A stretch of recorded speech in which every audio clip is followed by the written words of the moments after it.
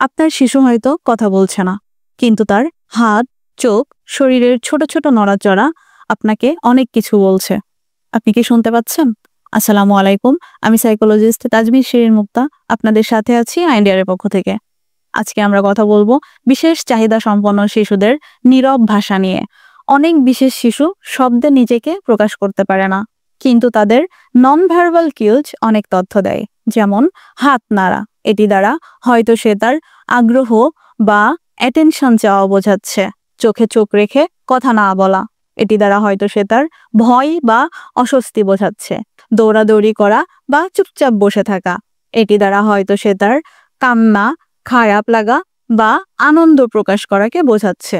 হতে পারে তার বসার পজিশন, এটা দ্বারা হয়তো সে স্বস্তি বোধ করছে নাকি অস্বস্তিতে আছে সেটা বোঝাচ্ছে।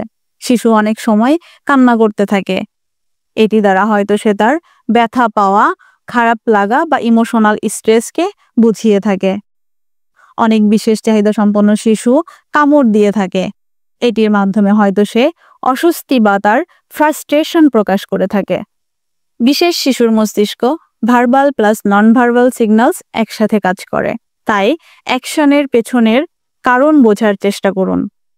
ছোট অ্যাচিভমেন্ট বা পজিটিভ বিহেভিয়ার প্রশংসা করুন। আমরা শুধু তার সমস্যার দিকে না তাকাই, তার গেস্টার, তার আবেগ বোঝার চেষ্টা করি। তাহলে ছোট্ট নীরব ইঙ্গিতগুলো তার ভবিষ্যতের বড় শক্তিতে রূপান্তরিত হতে পারে। আরও গাইডলাইন বা প্রফেশনাল সাপোর্টের জন্য কল করুন আমাদের স্ক্রিনে দেওয়া নম্বরটিতে এবং আপনার অ্যাপয়েন্টমেন্টটি কনফার্ম করুন। আমরা শুধু শিশুরই নয়, শিশুর পাশাপাশি শিশুর পুরো পরিবারের মানসিক স্বাস্থ্যেরও সমান গুরুত্ব দিয়ে থাকি। ধন্যবাদ। আসসালামু আলাইকুম।